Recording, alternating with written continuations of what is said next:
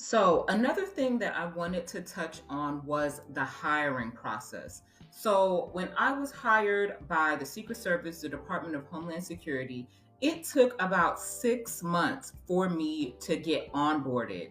And this is because of the extensive background check. And I was not in any sort of executive position. Like I mentioned earlier, I was in my early 20s. This is my first like big girl job. So I was very much so like a lower tiered sort of employee. Despite that, it still took them 6 months to complete a background check into me. And they did things like I had to do a urinalysis, so drug testing.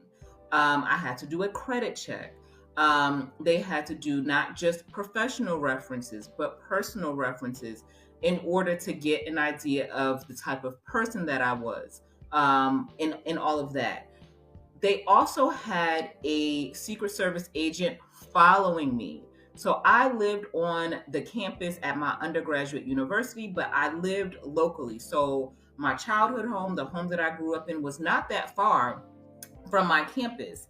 And they had an agent that would pull up to my crib and would park outside my house. And me and my family saw him. We would go outside and garden and, tend to the garden, plant flowers and plants and stuff like that. We were like, who the hell is outside of our house? And he would be there not all day long, but we saw him on more than one occasion.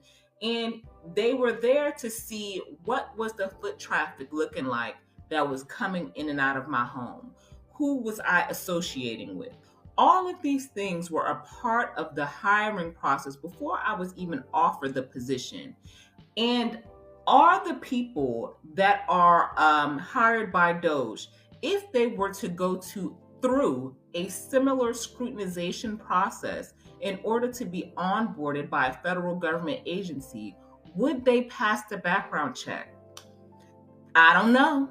From what I've been seeing and hearing and reading, a lot of these people are involved in hacker collectives and things of that nature, where it's doubtful. It is highly doubtful that they would even be able to be hired as an employee and then to be in a position where they are making decisions about who is being hired and fired is problematic at best. Head on over to my YouTube channel to watch this full